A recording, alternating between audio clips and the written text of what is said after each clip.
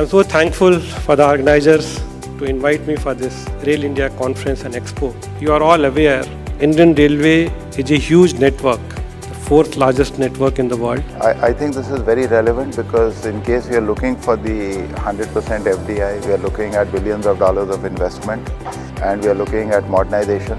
We require very strong B2B relationships. And as you know, the rolling stock industry is one of the fastest growing industries in the world. India is going to be a major growth driver.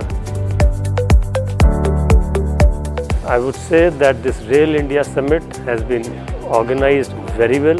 It has provided a platform for interaction between the railway officers, the specialists and industry here to meet and come up to common platform. So today's seminar has been organized by Messe Frankfurt, and the way the seminar is organized is very good, it's outstanding. I would like industry to ensure that there are multi-vendor systems available in the signaling, because unless there are multi-vendor system available, we will not be able to go in for a large amount of changes in the or modernization of the signaling system.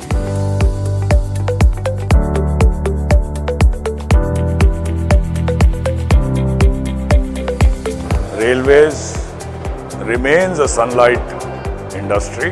There are huge opportunities, and there are huge opportunities for synergy between railways themselves and the industry to develop new products, and with wide participation and active participation of industry, modernization dream of railways should come true.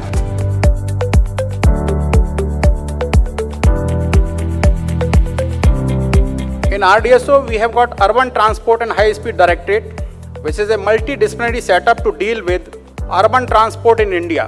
It is a single window service for metro rail, facilitating all technical clearances from RDSO and the approval of Ministry of Railways.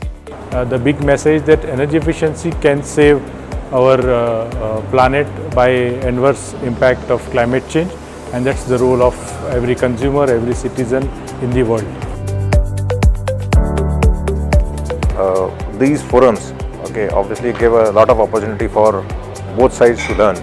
Industries now have to come forward to help the organizations to build up these networks. Nowadays, the government of India has given a lot of emphasis on Make in India. Maybe this kind of conferences which are held, if they focus on indigenization of the technology, somewhere transfer of technology, then Make in India efforts, maybe that may be of common interest.